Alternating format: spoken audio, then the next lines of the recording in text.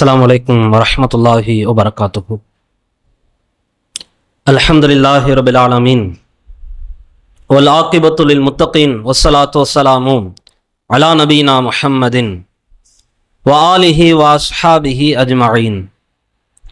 أما بعد فإن أصدق الحديث كتاب الله وأحسن الهدي هدي محمد صلى الله عليه وسلم وشر الأمور محدثاتها وكل محدثة بدعة وكل بدعة ضلالة وكل ضلالة في النار.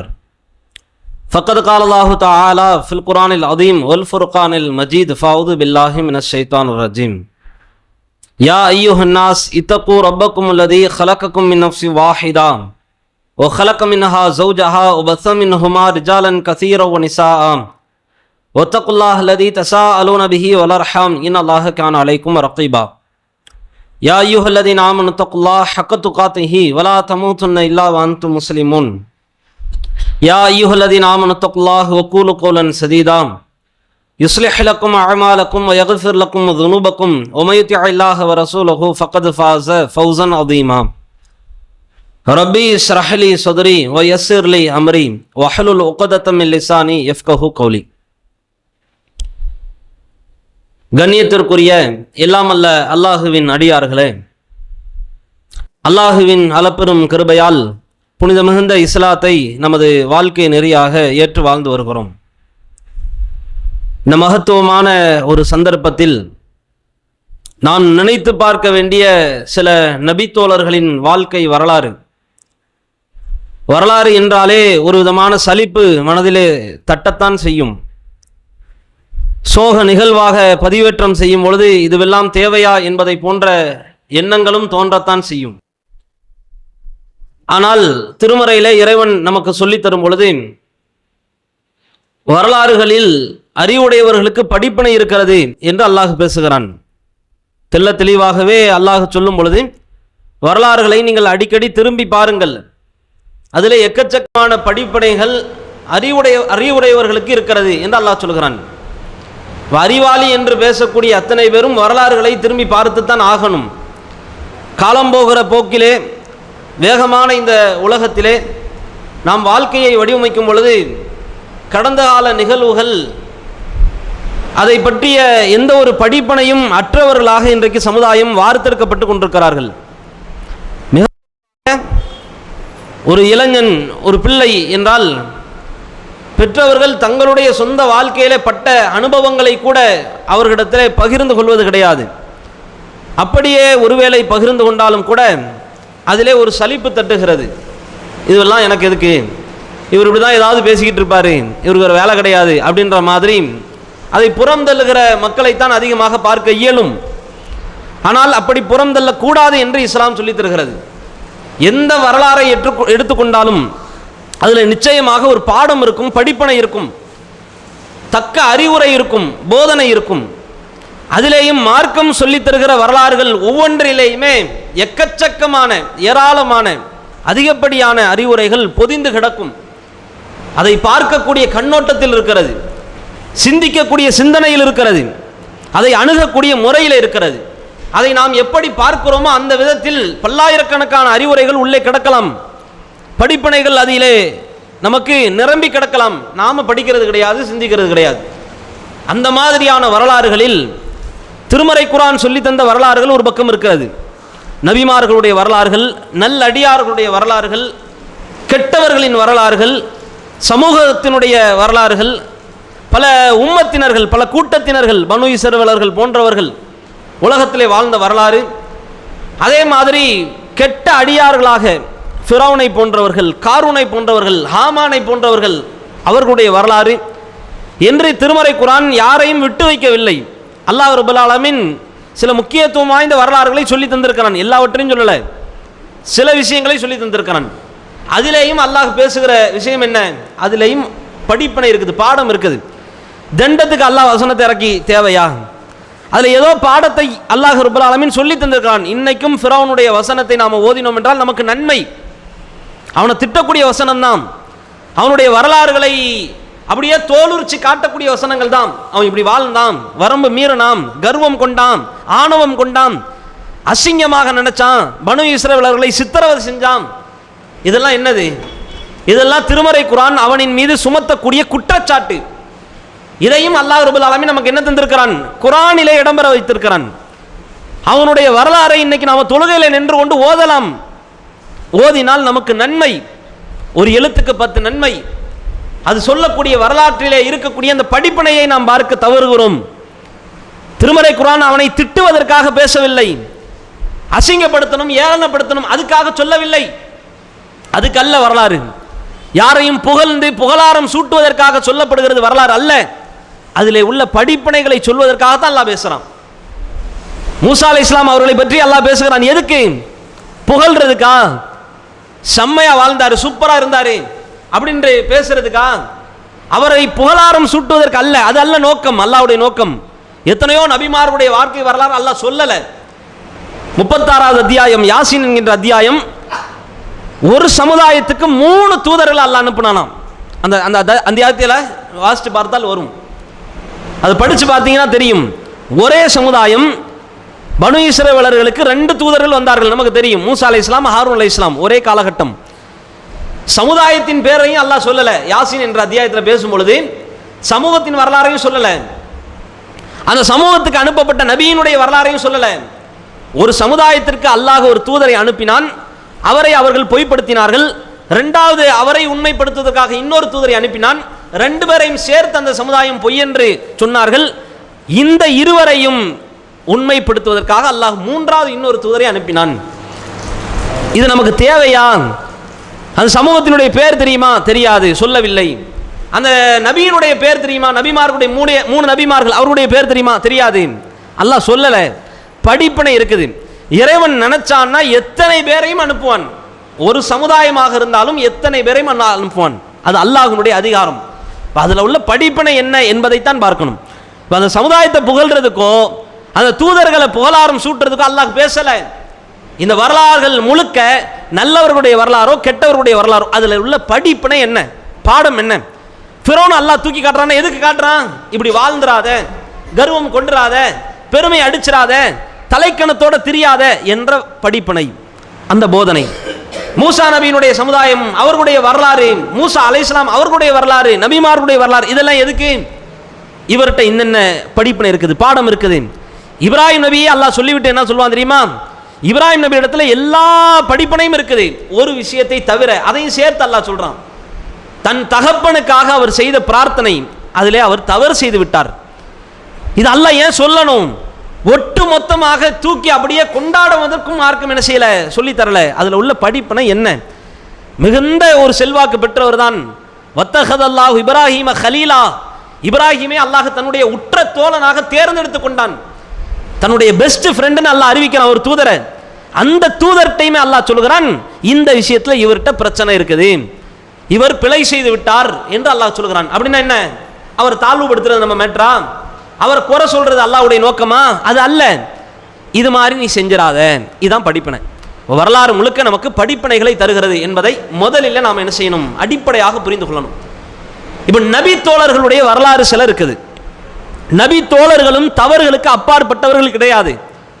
பொதுவாகவே ஏதாவது ஒரு சஹாபி, அந்த சஹாபி உமர், அப்துல் ரஹ்மான் அல்லது அபூபக்கர் ரலியல்லாஹு அன்ஹு அவர்கள், இந்த ஆயிஷா ரலியல்லாஹு அன்ஹா அவர்கள், இந்த ஆண் பெண், இது மாதிரியான சஹாபாக்கள், சஹாபிய பெண்மணிகளுடைய வரலாறு பேசும் பொழுது பெருவாரியாக பேசப்படுகிற விஷயங்கள் என்னவாக இருக்குதுன்னா, சமூகத்தில் இவர்களை தூக்கி பேசுறேன் பேர்ல உச்சகட்ட ஒரு இடத்தை கொண்டு போய் வைக்கிறார்கள். இவருடைய வாழ்க்கையில இருந்து பெறக்கூடிய படிப்பினையை நோக்கமாக பேசுறது கிடையாது. சாதனை சரித்திரம் என்று இன்றைக்கு ஒரு சஹாபியினுடைய ஒரு வரலாற்றை நாம பேச இருக்கிறோம். எதுக்குன்னா, இதுல உள்ள படிப்பினையை மட்டும்தான் கவனிக்கணும். தன்னுடைய வாழ்நாளில் அவரிடத்துல இருந்த குறைகளை தூர தள்ளிவிட்டு அல்லாஹ்வுக்காக என்னால் என்ன செய்ய இயலும் என்பதை மட்டும் நோக்கமாக கொண்டிருந்தார். இந்த படிப்பினைக்கு மட்டும்தான் இந்த வரலாறு. வேற அவரை அவருக்கு விழா எடுக்கிறது, அவரை என்ன செய்யணும், கண்மூடித்தனமாக பின்பற்றணும், இது மாதிரியான செயல்பாடுல இறங்குறது, இது அல்ல நோக்கம். அம்ரு பின் ஜமூஹ் என்ற ஒரு நபி தோழர் ரலியல்லாஹு அன்ஹு, அல்லாஹ் அவர்களை பொருந்திக் கொள்ள வேண்டும், வாழ்நாளிலே மிகுந்த ஒரு பாடத்தை, படிப்பினையை அவர் வெளிப்படுத்திவிட்டு இறந்திருக்கிறார். அப்படிப்பட்ட ஒரு வரலாற்றுக்கு சொந்தக்காரர், வரலாற்று நாயகர். அவர்களை புகழ்வதற்காக அல்ல, புகழ்வது நம்முடைய நோக்கம் அல்ல. யாருடைய புகழையும் அதிகப்படியாக புகழக்கூடாது என்று சொல்லித்தரப்பட்ட மார்க்கம் இஸ்லாம். வரம்பு மீறி ஒருவர் உங்களை புகழ்ந்தார்கள் என்றால் முகத்திலே மண்ணை அள்ளி அடியுங்கள், வீசுங்கள், நீ நாசமா போ என்று சொல்லுங்கள். ஏன்? புகழ்ச்சிக்கு தகுதி படைத்தவன் படைத்த இறைவன் தான். என்னைய நீ ஏன் புகழ்ற? என்னைய புகழ்றதுனால உனக்கு என்ன கிடைக்க போகுது? படைச்சவனை சுபஹானல்லாஹ்னு சொல்லு. புகழ்றது தான், துதிக்கிறது தான், அவனுடைய மகிமையை பேசுறது தான், அவனுடைய ஆற்றலை வெளிப்படுத்தி சொல்வது தான். இதுல உனக்கு நன்மை இருக்குது. என்னைய புகழ்ந்து உனக்கு என்னடா நோக்கம்? இன்னைக்கு உலக சமுதாயத்தை நீங்கள் ஒப்பிட்டு பாருங்கள். பெருவாரியான அரசியல் கட்சிகள், இயக்கங்கள், அமைப்புகள், ஜமாத்துகள் ஒரு குறிப்பிட்ட மனிதருடைய முகத்தை, முக கவர்ச்சியை, அந்த வர்ணனையை என்ன செய்கிறது? கண்மூடித்தனமாக பின்பற்றுகிறது. இந்த கலாச்சாரத்தை உடைத்து எறிவதற்குத்தான் இஸ்லாம் வந்துச்சு. எந்த தனிப்பட்ட மனிதனையும் தூக்கி கொண்டாடுவதற்கு இஸ்லாம் சொல்லித் தரப்படவில்லை. அது நபியோ அல்லது மலக்கோ அல்லது சஹாபாக்களோ, அதுக்கு பின்னாடி வந்த தாபியன்களோ, யாரையும் சரி, எல்லோரிடத்திலையும் சில தவறுகளும் இருக்கும், சில நன்மைகளும் இருக்கும். நல்லதை மட்டும் எடுத்து பின்பற்று என்று சொல்லித்தரப்பட்ட மார்க்கம், அற்புதமான மார்க்கம் இஸ்லாம் மட்டும்தான். நீங்க எதை எடுத்துக்கொண்டாலும் சரி, ஒரு மதத்தை எடுத்துக்கிட்டீங்கன்னா அதுக்கு இவர் தான் ஃபேஸ், இவர் தான் முகம், இவர் தான் முக கவர்ச்சி, இவர் தான் அடையாளம். ஏதாவது ஒரு முகத்தை தான் காட்டுவாங்க. இந்த ஒரு கொள்கையா இதுக்கு இவர், இந்த கொள்கையா இதுக்கு இவர். இஸ்லாம் என்கின்றது கொள்கைதான்.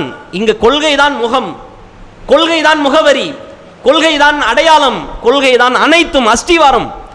இங்க ரசூலுல்லாவுக்கு கூட அல்லாஹ் ரப்பல் ஆலமீன் என்ன செய்யல? ஃபேஸ் வேல்யூவை கொடுக்கவே இல்லை. ரசூல்லா தான் பிராண்ட் என்று அல்லாஹ் ஆக்கல. ரசூல்லா சொல்ல வந்த ஒரு தூதர் தான். அப்போ படிப்பினைகள், பாடங்களை பார்க்கக்கூடிய கண்ணோட்டங்கள் இருக்கிறது. அதனால் இந்த உரைக்குள் செல்வதற்கு முன்னால் உணர்த்த வேண்டிய மிக முக்கியத்துவம் வாய்ந்த ஒரு விஷயம், சஹாபாக்களிடத்திலையும் சில தவறுகள் இருக்கும், பிழைகள் இருக்கும். அதை பேசுறதுக்கு அல்ல சபைகள். அவர்களை இழிவுபடுத்துவது நம்முடைய நோக்கமாக இருக்கக்கூடாது. அதே வேளையில் அவர்களை புகழ்ந்து தள்ளுவதும் நம்முடைய நோக்கமாக இருக்கக்கூடாது. அதில் உள்ள படிப்பினைகளை மட்டும் எடுத்துக்கொள்வதுதான் ஒரு உண்மையான முஸ்லிமுடைய செயல்பாடாக இருக்க முடியும். அப்படி நாம் நம்முடைய கண்ணோட்டத்தை செலுத்த வேண்டிய ஒரு அழகான வரலாறு இந்த அம்ரு பின் ஜமுஹ் என்ற ஒரு நபித்தோழர். மனதிலே ஆழமாக பதிய வைத்துக் கொள்ளுங்கள். சில முக்கியத்துவம் வாய்ந்த தகவல்களை உங்களுக்கு பதிவேற்றம் செய்கிறோம். ரசூல்லா காலத்தில் முதலிலே நடந்த போர்க்களம் பத்ர் போர், எல்லாத்துக்குமே தெரியும். இந்த பத்ர் போர்க்களத்தில் எதிரிகளை ரொம்ப அதிகப்படியாக பயந்தார்கள், ரசூல்லா உள்பட, சஹாபாக்கள் உள்பட. ஏன்னா முதல்ல நடக்குது இல்லை, முன் அனுபவம் கிடையாது. எப்படி போர் செய்யணும், எந்த மாதிரி எதிரிகளை வீழ்த்தணும், எப்படி அந்த திட்டமிடுதலை வடிவமைக்கணும், போரினுடைய வியூகங்களை எப்படி வகுக்கணும், எந்த அனுபவமும் இல்லை சஹாபாக்களுக்கு. முஹாஜிர்கள், அன்சாரிகள் ரெண்டு சாரார்கள் தான் இருந்தாங்க. ஒன்று ஹிஜ்ரத் செஞ்சு வந்தவங்க, மக்காவில் இருந்து வந்தவங்க. இன்னொன்று மதீனாவாசிகள், இவங்க அன்சாரி தோழர்கள், ரசூலுல்லாவோட இருக்கிறவங்க. முஹாஜிர்களுக்கு வியாபாரம் செய்ய தெரியும், வியாபாரம் வாணிபம் செய்ய தெரியும், கொடுக்கல் வாங்கல் இது மாதிரியான விஷயத்தில் இவர்கள் எக்ஸ்பீரியன்ஸ். அன்சாரி தோழர்களுக்கு விவசாயம் பார்க்க தெரியும், அக்ரிகல்ச்சர், பேரிச்சம்பழத்தினுடைய சாகுபடியை அவர்கள் தங்களுடைய வாழ்க்கையிலே தொழிலாக செய்து வந்தவர்கள். அப்போ ரெண்டு கூட்டத்துக்குமே போரினுடைய மரபோ போரினுடைய வியூகமோ தெரியாது. இப்படிதான் செய்யணும், இந்த மாதிரி தான் செய்யணும்ன்ற எந்த முன் அனுபவமும் இல்லாமல் நடைபெற்ற முதல் போர் பத்ர் போர். ரசூலுல்லாஹ் அதனால தான் போருக்கு போறதுக்கு முன்னாடி சொன்னாங்க அல்லாஹ்விடத்தில், இறைவா இந்த கூட்டம் அழிக்கப்பட்டு விட்டது என்றால் உன்னை வணங்கி வழிபடுவதற்கு உலகத்திலே வேறு கூட்டம் கிடையாது இறைவா, இதனால் எங்களை நீ காப்பாற்று என்று அல்லாஹ்விடத்திலே கையேந்தி விட்டு என்ன செஞ்சார்கள்? அந்த போர்க்களத்துக்கு சென்றார்கள். இப்படி நடந்த ஒரு அருமையான ஒரு போர்க்களம் சஹாபாக்களுக்கு மிகுந்த ஒரு பக்குவத்தை ஏற்படுத்துச்சு. ஆஹா, இதுதான், இப்படிதான் நடக்கும் போல, இதெல்லாம் சகிக்கணும் போல, இதெல்லாம் எதிர்க்கணும், இதெல்லாம் என்ன செய்யணும், சகிச்சுக்கிட்டு பொறுத்துக்கிட்டு போகணும் அப்படின்ற மாதிரியான நிறைய எக்ஸ்பீரியன்ஸை, நிறைய பாடத்தை, பக்குவத்தை, அனுபவத்தை என்ன செஞ்சிச்சு இந்த வரலாறு, இந்த பத்ர் போர் அவர்களுக்கு கற்றுக் கொடுத்துச்சு. அந்த போர்க்களத்தில் அப்துர் ரஹ்மான் பின் அவுஃப் என்ற ஒரு நபித்தோழர் ரலியல்லாஹு அன்ஹு, அல்லாஹ் அவர்களை பொருந்திக் கொள்ளணும், இவர் பத்ர் போர்க்களத்தை முன் அணியில் நின்று இருக்கிறார். இவருக்கு பக்கத்தில் என்ன செய்யறாங்க? ஒரு 2 சஹாபாக்கள் இளைஞர்களாக, சிறுவர்களாக இருக்கிறாங்க. அப்துர் ரஹ்மான் அவருடைய உள்ளத்தில் நினைக்கிறார், நான் ஒரு 2 பெரிய ஆளுக்கு நடுவில் நின்று இருக்க கூடாதா? அப்துர் ரஹ்மான் ஒரு இளைஞராக இருக்கிறார், அதாவது ஒரு நார்மல் வயசு வைங்க, ஏஜ் எல்லாம் சொல்லி தரப்படலை, அது வயசெல்லாம் வந்து அறிவிக்கப்படலை. ஒரு நார்மலான வயசில் என்ன செய்யறது, அவர் நிற்கிறார். ஏன்னா அதுக்கு பிறகு தான் அவர் வந்து திருமணம் செய்வார். அந்த செய்தி எல்லாத்துக்குமே தெரியும். ரசூலாவை கிராஸ் பண்ணி போவாங்க, அந்த மகர் கொடுத்தியா, என்ன வாடகை அடிக்குது, என்ன விசேஷம் கேட்பாங்கல்ல, அதுக்கு பிறகு தான் திருமணம்லாம் நடக்குது. இப்போ ஓரளவு வயது உடையவராக என்ன செய்கிறார், அப்துல் ரஹ்மான் பின் அவுஃப் அந்த பத்ர் போர்க்களத்திலே நிற்கிறார். இவருக்கு பக்கத்தில் 2 சிறுவர்கள் நிற்கிறார்கள். இதில் இருந்தால் வரலாறு தொடங்குகிறது. அந்த 2 சிறுவர்கள் அப்துல் ரஹ்மான் பின் அவுஃப்ட கேட்குறாங்க, யார் அபூஜஹல், யாரு, ஏன் அபூஜஹலை எதுக்கு கேட்குறீங்க என்று யார் செய்கிறாரு, அப்துல் ரஹ்மான் கேட்குறாரு. அபூஜஹல் வந்து ரசூல்லாவை திட்டுறானாமே, அவன் எங்களுக்கு தெரிஞ்சாகணும், அவனை நாங்கள் வந்து என்ன செய்யணும், அவனை எதிர்கொண்டாகணும். அப்படியா, எதிர்கொள்வீங்களா, எந்த அளவுக்கு? ஆமாம், எங்களுடைய உடல் அவனுடைய உடலை விட்டு பிரியாத அளவுக்கு, ஒன்னே மௌத்தா போகணும் அவன், அந்த அளவுக்கு நாங்கள் என்ன செய்யணும், ரசூல்லாவை திட்டினவனை உலகத்தில் உயிரோடு விட்டுவிடக்கூடாது என்ற ஒரு மிகப்பெரிய ஒரு ரசூல்லாவின் மீதான முஹப்பத், ஒரு பாசம். நபியை திட்டுகிறவன் எப்படி உலகத்திலே நடமாட முடியும் என்ற மிகப்பெரிய ஒரு கோபத்தின் உச்சத்திலே இருந்த 2 சிறுவர்கள். அவர் நினைக்கிறார், அப்துல் ரஹ்மான் இந்த 2 பேர் பக்கத்திலேயா போய் நிற்கணும் அப்படின்ற மாதிரி நினைச்சவர் இடையில அபூஜஹலை பார்க்கிறார்.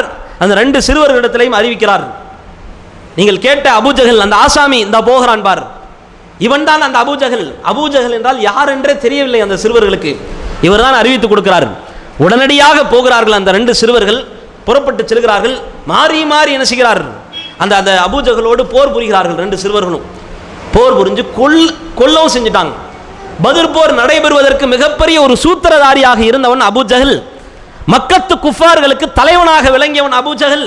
மிகப்பெரிய அளவிற்கு கொடூரங்களை சஹாபாக்களுக்கு இழைத்தவன் அபூஜஹல். முஸ்லிம்களுக்கும் ரசூலாவுக்கும் மிகப்பெரிய நெருக்கடியை கொடுத்தவன் அபூஜஹல். இதையெல்லாம் உள்ளத்திலே ஆறாத வடுவாக பதிவேற்றம் செய்த அந்த 2 சிறுவர்கள் அந்த போர்க்களத்திலே பாய்ந்து கருவறுக்கிறார்கள் அபூஜஹலை. அபூஜஹல் மிக கேவலமாக கொலை செய்யப்பட்டிருக்கிறான், இறந்து போயிருக்கிறான். அவன் என்னவோ நினைச்சிருக்கிறான், நான் தலைவன்டா அப்படின்ற மாதிரி. ஒரு 2 சின்ன பசங்களை வச்சு அல்லாஹ் என்ன செஞ்சுட்டான், அவனுடைய சோழியை முடிச்சிட்டான். அவனுடைய வாழ்நாளுடைய இறுதி முடிவு இப்படி தான் இருந்தது.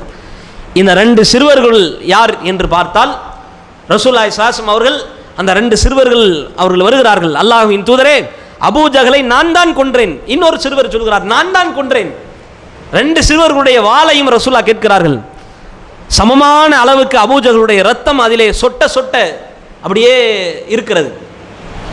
அந்த 2 சிறுவர்கள் யார் என்றால், ஒன்று முஆத் பின் அம்ர் பின் ஜம்ஹ், இன்னொன்று முஆத் பின் அஃப்ரா என்ற இன்னொரு நபி தோழர்.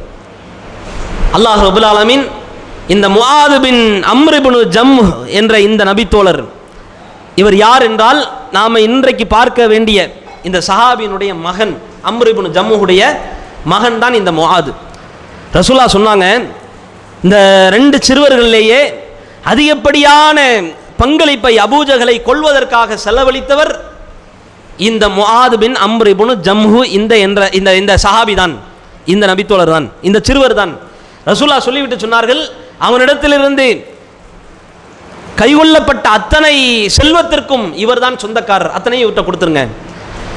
இப்படிப்பட்ட ஒரு வரலாற்று நாயகருக்கு தகப்பனாக இருந்தவர் அம்ர் இப்னு ஜம்ஹு. ஏன் இதை சொல்றேன்னா, இஸ்லாத்திற்கு தகப்பனார் வருவதற்கு முன்பாகவே பிள்ளை வந்து விட்டார். பிள்ளையை அந்த அளவுக்கு வளர்த்தெடுத்திருக்கிறார். இதில் உள்ள முதல் படிப்பினையை ஒவ்வொன்றாக அப்பப்போ சொல்கிறேன். முதல் படிப்பினை, பிள்ளையை வளர்த்தெடுப்பதில் இவ்வளவு பெரிய ஒரு நுணுக்கத்தை கைக்கொள்ள வேண்டும். இன்னைக்கு எப்போ பார்த்தாலும் பிள்ளைகளை கண்டும் காணாமல் விட்டு விடுகிறோம். அவர்களுக்கு தேவையான அறிவுரை போதனை சொல்லப்படுறது கிடையாது. எங்கே பார்த்தாலும் எங்கே திரும்பினாலும் பிள்ளைகளுடைய கரங்களில் செல்போன் இது தவறுகிறது. விளையாட்டு, பொம்மை அல்லது காட்டுமிராண்டித்தனமாக கொலை செய்யக்கூடிய அந்த கொடூர புத்தியை விதைக்கக்கூடிய விளையாட்டுகள், இப்படி ஒரு சமூகம் உருவாக்கப்பட்டு கொண்டிருக்கிறது இன்றைய சூழலில். ரசூலுல்லாஹ் காலத்தில் ஒரு காஃபிராகத்தான் இருக்கிறார் அம்ர் இப்னு ஜம்ஹு. ஆனால் தன்னுடைய பிள்ளைகளை வீரதீர பிள்ளைகளாக உருவாக்குகிறார்கள்.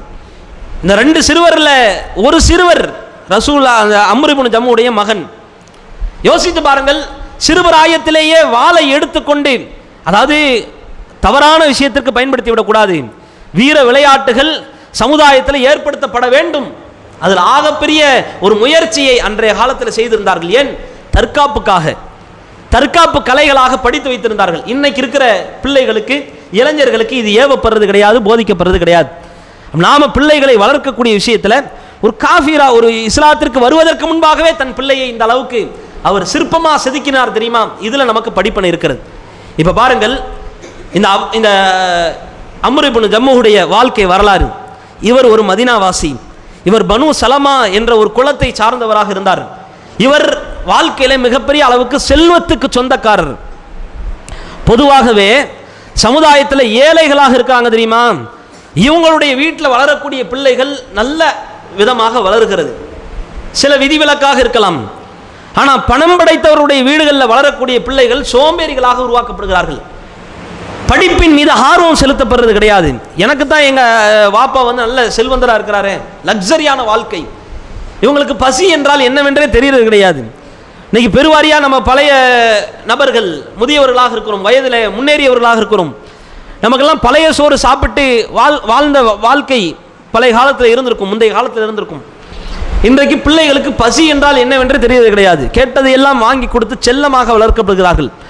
இவர்களுக்கு நாளைக்கு ஒரு கஷ்டம்னு வந்துருச்சுன்னா இவங்க தங்களுடைய மனசை திடப்படுத்தி கொண்டு நிற்பாங்களா தெரியல. வளர்க்கக்கூடிய பிள்ளைகள் என்னவாக ஆகுறாங்க? பிராய்லர் கோழி மாதிரி வளர்க்கப்படுறாங்க. எஞ்சி நடக்கிறதுக்கு கூட தெம்பில்லாதவர்களை போன்று ஒரு சோதனை, ஒரு கஷ்டம், ஒரு பிரச்சனை என்றால் தீர்வு சொல்லக்கூடிய இடத்துல இன்றைக்கு பிள்ளைகள் இல்லை.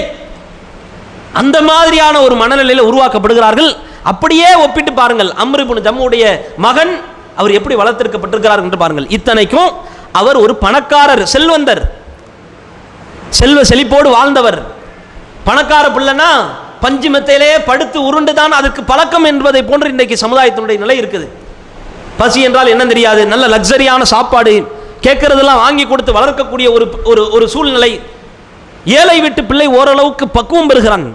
பசி, வறுமை, ஏழ்மை எல்லாத்தையும் எங்க அப்பா வாங்கி தர மாட்டாரு, அவருடைய கஷ்டம் இருக்குது, அதெல்லாம் புரிஞ்சு நடப்பான். குடும்பத்தினுடைய அந்த புரிதலை பிள்ளைகளுக்கு கற்றுக் கொடுக்கிறது கிடையாது. செல்வந்தனாக இருந்த பொழுதும் இந்த அம்ர் இப்னு ஜம்முஹ் தன்னுடைய பிள்ளையை சரியான முறையிலே வளர்த்திருக்கிறார். இப்ப இந்த செல்வந்தருக்கு இன்னொரு பிரச்சனை இருக்கிறது. இவருடைய 2 காலும் நடக்க இயலாது. 2 காலும் இந்த அம்ர் இப்னு ஜம்முஹுக்கு நடக்க இயலாது. மிக கஷ்டமான ஒரு வாழ்க்கையை வாழ்ந்தவர். இவருடைய வாழ்க்கையில் அதிகப்படியான படிப்பினைகள். என்ன முக்கியமான படிப்பினைனா, ரசூலுல்லாஹ் காலத்தில் மனாஃப் என்ற ஒரு சிலை, இதை வீட்டிலேயே வைத்து வணங்கி வழிபடக்கூடியவராக இந்த அம்ர் இப்னு ஜம்முஹ் இருந்தார். ஏன் சொல்றோம்னா, இவர் நடக்க இயலாது, இது ஒரு பிரச்சனை. பொதுவாக அங்க உள்ள கலாச்சாரம் என்ன தெரியுமா? பணக்காரராக இருக்கிறவங்க மட்டும்தான் வீட்டில் வச்சு சிலையை வணங்கி வழிபடுவாங்க. ஏழையாக இருக்கிறவங்க எல்லாம் என்ன செய்வாங்க, ஒட்டு மொத்தமாக ஒரு இடத்துல வச்சு அந்த இடத்துல வணங்கி வழிபடுவாங்க. இந்த மாதிரியான கலாச்சாரம் இருந்துச்சு. இவர் ஒரு பணக்காரர், வீட்டிலேயே மனாஃப் என்ற சிலை இருந்திருக்குது, அது தொடர்ச்சியாக வைத்திருக்கிறார்.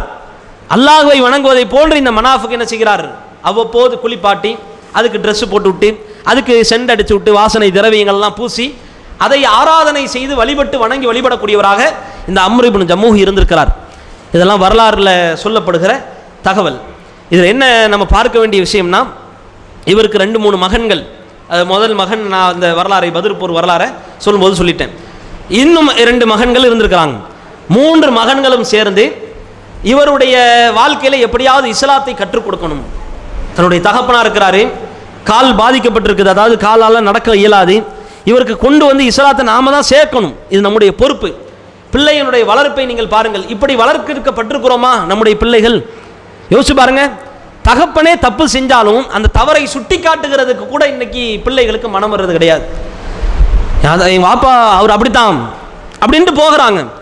இன்னைக்கும் நம்ம ஊரில் பீடி சிகரெட் அடிக்கக்கூடிய, கஞ்சா குடிக்கக்கூடிய, சாராயத்தை பருகக்கூடிய பெற்றோர்கள் இருக்கிறார்கள். பிள்ளைகளுக்கு அது தவறு என்று தெரியும், அது சாகர வரைக்கும் சொல்லிக்கொண்டே இருக்கணும்ன்ற சிந்தனை இன்றைக்கு பிறக்கிறது கிடையாது. அது சொல்றதுக்கு மனசு தைரியம் கூட வர்றது கிடையாது. அப்ப இந்த மாதிரியான பிள்ளைகளை உருவாக்கி சஹாபாக்கள் என்ன செய்யல, வீணடிக்கல, ஊதாரிகளாக உருவாக்கல, சரியான முறையில் என்ன செய்தார்கள், பிள்ளைகளை உருவாக்கி இருக்கிறாங்க. இவர் இஸ்லாத்திற்கு வருவதற்கு முன்பாகவே பிள்ளையை சரியான முறையில் வளர்த்திருக்கிறார். இதில் பார்க்க வேண்டிய இன்னொரு செய்தி, முஸாப் பின் உமைர் என்ற ஒரு நபி தோழர். பொதுவாகவே பணக்காரங்களை தான் பார்ப்பாங்க, அப்படிதானே? நமக்கே வந்து நமக்கு நம்முடைய தகுதிக்கு ஏற்ப தான் நம்முடைய நட்பு பழக்க வழக்கத்தை வச்சுருப்போம். நம்ம ஏழையாக இருக்கிறோன்னா ஏழையினுடைய சகவாசம் தான், நம்ம பணக்காரனாக இருந்தால் பணக்காரனுடைய சகவாசம் தான். இன்றைக்கி பொதுவாகவே சமுதாயத்தில் ஒரு வித்தியாசமான கலாச்சாரமும் தோன்றிருச்சு. ஒரு பொண்ணு பார்க்குறதா இருந்தால் கூட நம்ம ஸ்டேட்டஸுக்கு தகுந்த மாதிரி பார்க்குறோம். அவனுடைய மனநலம் என்ன, குணநலம் என்ன, பண்புகள் என்ன, மார்க்கத்தின் கோட்பாடு என்ன, கொள்கை பற்று என்ன, தௌஹீதின் சிந்தனை என்ன, இதை பார்க்கிறதே கிடையாது. வீடு இருக்குதா, வாசல் இருக்குதா, கை நிறைய சம்பாதிக்கிறானா, இந்த நம்மளுடைய பார்வை என்னவாக இருக்குதுன்னு பாருங்க. என் குடும்பத்துக்கு இவன் ஒத்து வருவானா, என் கேரக்டருக்கு இவன் சரி வருவானா, இப்படின்னு தான் பார்க்குறோம். மாப்பிள்ளை பார்த்தாலும் இப்படி தான் பார்க்கிறார்கள், பெண் பார்த்தாலும் இப்படி தான் பார்க்கிறார்கள். குணத்தையோ அவனுடைய பண்புகளையோ இதை அலசி ஆராய்வதே கிடையாது. 5 வக்து தொழுவானா மாப்பிள்ள, பார்க்கறது கிடையாது. கொள்கையில் சரியா இருப்பானா, பார்க்கறது கிடையாது. ஒழுக்கத்தில் திடமா இருப்பானா, பார்க்கறது கிடையாது. பணம் இருக்குதா, வீடு இருக்குதா, மாப்பிள்ள வெளிநாட்டில் இருக்கிறாரா, இதைத்தான் பார்க்கிறோம். என்ன பார்வையாக இருக்கிறது என்று யோசிச்சு பாருங்க. இப்போ இந்த செல்வந்தர் முஸாப் பின் உமைர் என்ற நபி தோழர், இவரை பற்றி சொல்லுறாந்தா ரசூல்லா காலத்தில் மிகப்பெரிய அளவுக்கு செல்வந்தராக வாழ்ந்தவர், பணக்காரர் தான். சஹாபாக்கள் சொல்கிறார்கள், இவர் ஒரு சாலையில் ஒரு தெருவில் நடந்து போனார்னா இவர் அணிந்திருக்கிற அத்தர் இருக்குதுல்ல, அத்தர், அந்த காலத்தில் அத்தர் தான் அதிகப்படியான பயன்பாடு. இன்னைக்கு ஸ்ப்ரே செண்டு அது மாதிரி வந்துடும். ரசூல்லா காலத்தில் அதிகப்படியான அத்தரை பயன்படுத்தியவர் இந்த முஸாப் பின் உமைர். இவர் ஒரு சாலையில் நடந்து போனார்னா இவர் அணிந்திருக்கிற, இவர் போட்டிருக்கிற அத்தரினுடைய வாடை பக்கத்து தெரு வரைக்கும் போகுமா. அந்த அளவுக்கு காஸ்ட்லியான செண்டையெல்லாம் போடக்கூடியவர் முஸாப் பின் உமைர். இது இவருடைய வரலாறுல நினைவு கூறப்பட வேண்டிய ஒரு விஷயம். ஏன் சொல்றோம்னா, இந்த முஸாப் பின் உமைர் இருக்கிறார்ல, இவர் ராகத்தோடு கிராத்தாக குரானை ஓதி தொழுது கொண்டிருப்பார். இது இந்த அம்ரு இப்னு ஜம்முஹ் இருக்கிறாரே, நாம் இன்னைக்கு பார்த்துக்கிட்டு இருக்கிறோம், இந்த வரலாற்றுக்கு சொந்தக்காரர். இவர் பார்த்து ரசிப்பார். இவருடைய உள்ளத்தில் ஏதோ ஒரு சலனம் தட்டுது, நல்லா இருக்குதே, கிராத் சூப்பரா இருக்குதே, குரானுடைய ஓதுதல் அழகா இருக்குதே, ரொம்ப அருமையா ஓதுறாரே. அவருடைய உள்ளத்தில் கொஞ்சம் கொஞ்சமாக அல்லாஹ் சொல்லுவாங்கல்ல, அதாவது நம்ம சமுதாயத்தை சொல்லுவாங்கல்ல, அடிக்க அடிக்க அம்மி நகரும்னு, அது மாதிரி மனசு கொஞ்சம் கொஞ்சமாக இஸ்லாத்தின் பக்கம் ஈர்ப்பு அந்த விஷயம் ஆரம்பிக்குது. இதுக்கு பிறகு முஆத் இப்னு ஜபல் ரலியல்லாஹு அன்ஹு அவர்கள், இவரும் அந்த அம்ரு இப்னு ஜம்முடைய 3 மகன்கள் இருக்கிறாங்கல்ல, இந்த 3 நபர்களும் சேர்ந்து இந்த 4 பேர் கொண்ட குழு, ஒரு இளைஞர்களாக இருக்காங்க. இவங்க என்ன செய்யறாங்கன்னா, இந்த அம்ரு இப்னு ஜம்முடைய வாழ்க்கையில இருந்து இந்த சிலை வழிபாட்டை எப்படியாவது என்ன செய்யணும், நீக்கணும், இவனை எப்படியாவது திருத்தணும், இஸ்லாத்துக்கு கொண்டு வரணும். அவரும் இஸ்லாத்துக்கு வந்துட்டாருன்னா சிறப்பா இருக்குமே அப்படின்ற ஒரு ஆதங்கம், ஒரு ஆசை. இதனால என்ன செய்யறாங்க, அவர் ஆசாசையை வணங்கி வழிபட்டார் தெரியுமா. இந்த மனாஃப்ன்ற சிலையை ஒரு நாள் அவர் தூங்கி கொண்டிருக்கும் பொழுது எடுத்து கொண்டு போய் என்ன செஞ்சுட்டாங்க, அந்த மதீனாவில் ஒட்டி இருக்கக்கூடிய ஒரு குழியில கொண்டு போய் போட்டாங்க. குழியில கொண்டு போய் பாட்டா அவர் காலையில் தோறும் எந்திரிச்ச உடனே பார்க்கக்கூடிய முதல் பார்வையே இந்த மனாஃப் சிலையின் மீது தான். காலையில் எந்த உடனே தேடுறாரு இந்த அம்ரு இப்னு ஜம்முஹ், என்ன சிலை, நான் வணங்கி வழிபட்ட சிலையை காணமே. தேடுறாரு, கிடைக்கவே இல்லை. ரொம்ப நேரம் தேடுறாரு, மதீனாவை சுற்றி தேடுறாரு. ஒரு குழியில கிடக்குது. குழியில கிடந்த உடனே ரொம்ப ஒரு ஒரு பதட்டம், ஒரு பயம், ரொம்ப பெரிய ஆச்சரியம், கோபம் கொந்தளித்து வருகிறது. யார் இப்படி நம்முடைய கடவுளை வந்து அசிங்கப்படுத்தினார்களே. மறுபடியும் அந்த குழியில இருந்து எடுத்து கொண்டு வந்து என்ன செய்யறாங்க, வீட்டில் மறுபடியும் குளிப்பாட்டி அதே மாதிரி ட்ரெஸ் எல்லாம் போட்டு விட்டு மறுபடியும் செண்டெல்லாம் அடித்து மறுபடியும் வணங்கி வழிபடுறாரு. அப்போ சொல்றாரு, மனாஃபே, உனக்கு இந்த மாதிரி அசிங்கத்தை ஏற்படுத்தியவர்கள் என் கையில் கிடைச்சாங்கன்னா கண்டிப்பாக கொன்று விடுவேன். கோபம் வருது. 2வது நாள் என்ன செய்யறாங்க, அவங்க 3 மகன்களும் சேர்ந்து, இந்த முஆத் பின் ஜபல் அவங்களும் சேர்ந்து மறுபடியும் இன்னொரு குழியில கொண்டு போய் போடுறாங்க. அன்னைக்கு நைட்டு அப்பையும் தேடுறாரு. 2வது நாளும் இதே மாதிரி ஒரு கெடுதலா, இப்படி ஆயிடுச்சே அப்படின்னு தேடி கண்டுபிடிச்சு மறுபடியும் சிலையை கொண்டு வந்து வீட்டில் வச்சு அதே மாதிரி குளிப்பாட்டி ட்ரெஸ் மாட்டி மறுபடியும் வாசனை திரவியத்தெல்லாம் தேய்ச்சி மறுபடியும் வணங்கி வழிபடுறாரு. 2வது நாள் வணங்கி வழிபட்டுட்டு அவர் 2வது நாள் சொல்றாரு, இனிமேல் உன்னை ஒன்றும் செய்ய முடியாது, யாரும் தொட முடியாது. உன் பக்கத்தில் நான் ஒரு வாளை எடுத்து வைக்கிறேன், யாராவது உன்னைய திருட வந்தாங்கன்னா என்ன செஞ்சிரு, இந்த வாளை வச்சு அவங்கள தாக்கிறேன்னு சொல்லி சிலையிட்ட பேசிட்டு இருக்கிறார். அப்ப எந்த அளவுக்கு வணங்கி வழிபட்டுருக்காங்க தெரியுதா. இன்னைக்கு தர்கா வழிபாட்டில் ஊறி திளைக்கக்கூடிய பெற்றோர்களை பார்க்க இயலும், சமூகத்தில் உள்ள மக்களை பார்க்க இயலும், கண்மூடித்தனமாக நம்பிக்கை கொண்டு அதுவே கதி என்று கிடக்கக்கூடிய ஆட்களை பார்க்க இயலும். அங்கே போய் சந்தனத்தை தெளிக்கிறது, அங்கே போய் வணங்கி வழிபடுறது, அங்கே போய் பிரார்த்தனை செய்கிறது, இது மாதிரியான கேடுகட்ட கலாச்சாரம் இன்றைக்கு சமுதாயத்தில் இருக்கிறது. இதைவிட கொடூரமான நம்பிக்கைக்கு சொந்தக்காரர்கள் அன்றைக்கு குஃபார்களாக இருந்தவர்கள். அதிலே ஒருவராக இருந்தவர் இந்த அம்ரு இப்னு ஜம்முஹ். சிலைத்த பேசுறாருங்க, பக்கத்தில் ஒரு அருவாளை எடுத்து வச்சுட்டு இதை வச்சு என்ன செஞ்சிரு, நீ தப்பிச்சிரு, எனக்கு தூக்கமாக வருதுன்னு சொல்லி போய் தூங்கிட்டார். அந்த 3 மகன்கள் மறுபடியும் வராங்க. முஆத் இப்னு ஜபலும் வராரு. இந்த சிலையை மறுபடியும் எடுத்து கொண்டு போய் என்ன செய்கிறாங்க, ஒரு நாய், செத்து போன நாயை அந்த அதனுடைய கழுத்தோடு சேர்த்து இந்த சிலையை கட்டி வச்சிடறாங்க ஒரு குழிக்குள்ளே போட்டு. 3ஆவது நாள் எந்திரிச்சு பார்த்தவருக்கு இன்னும் ஆச்சரியம் மேலோங்குது. என்னடா இது, தொடர்ச்சியாக இப்படி நடக்குதே, பக்கத்தில் அருவாளை வச்சிருந்தோமே, இப்பையும் பாதுகாப்பு இல்லாமல் போச்சே. தேடி கண்டுபிடிக்கிறாரு, ஒரு நாய், செத்து போன நாயினுடைய கழுத்தில் இந்த சிலை தொங்கி கொண்டிருக்குது. தூரமாக இருந்து பார்க்குறாரு, வாளையும் பக்கத்தில் வச்சுருந்தோம், தன்னையே தற்காத்து கொள்ள முடியலை இந்த சிலையால், நம்மளை எப்படி தற்காத்துக்கும், நம்மளை எப்படி பாதுகாக்கும், இவ்வளோ கேவலமானதையா இவ்வளோ நாள் வழிபட்டுவோம், செத்துப்போன நாயோடு கட்டிப்பிடித்து கிடக்கிற மாதிரியான ஒரு அவல நிலைக்கு இந்த சிலை ஆளாக்கப்பட்ட பிறகும் அவர் சிந்தனை எப்படி உதிக்குதுன்னு பாருங்க. பிள்ளைகள் அந்த சிந்தனை உணர்வை தூண்டி இருக்கிறார்கள், அப்படிப்பட்ட பிள்ளையாக வளர்த்திருக்கப்பட்டிருக்கிறார்கள் அவர்கள். இதில் பார்க்க வேண்டிய மிக முக்கியத்துவம் வாய்ந்த படிப்பனை என்ன தெரியுமா, பாடம் என்ன தெரியுமா, அவர் இஸ்லாத்திற்கு வந்த விதம் ஒரு சிலை வழிபாடு தான் கண்மூடித்தனமாக பின்பற்றி கொண்டிருக்கிறார். அதை துணிவோடு தைரியமாக ஒரு வைராக்கிய குணத்தோடு எதிர்த்து நின்றார்கள் தெரியுமா பிள்ளைகள். இதில் இருக்குது நமக்கு படிப்பனை. நம்முடைய பிள்ளைகளை அப்படி உருவாக்கணும். சமுதாயத்தில் 10ஓடு 11ஆக விட்டு விடுகிறோம். இன்றைக்கு தியேட்டருக்கு போறது, படம் பார்க்கிறது, பாட்டு கேட்கிறது, ஆபாசமாக பேசுறது, அருவருக்கத்தக்க வாழ்க்கையை வாழ்றதெல்லாம் இன்றைக்கு சமுதாயத்தில் ஒரு கல்ச்சர் அப்படின்னு பேசப்படுது. இப்படிதான்டா வாழணும், இதெல்லாம் என்ன யாரும் வாழாத வாழ்க்கையா, எல்லாரும் செய்யறது தானே, இப்படின்ற மாதிரி பெற்றோர்களை என்ன செய்கிறார்கள், பாவத்திலே தள்ளுகிறார்கள். இன்னும் சொல்வதாக இருந்தால் பல குடும்பங்களில் குடும்பத்தோடு உட்கார்ந்து டிவி பார்க்கக்கூடிய ஒரு நிலை, படம் பார்க்கக்கூடிய நிலை, அரைகுறை ஆடையோடு ஆடல் பாடலை ரசித்து அதை அனுபவிக்கக்கூடிய ஒரு நிலை. இப்படி குடும்பத்தோடு வளர்த்தெடுக்கக்கூடிய பிள்ளைகள் எப்படி உருவாக்கப்படும்? நாகரிகம் தெரியுமா, கலாச்சாரம் தெரியுமா, பழக்க வழக்கம், பண்பாடு, இறையச்சம், ஒழுக்கம். இவனை பிடிச்சி நாளைக்கு அந்நிய பெண்ணை பார்க்காதரா என்று சொன்னால் அந்த பேச்சு எடுபடுமா?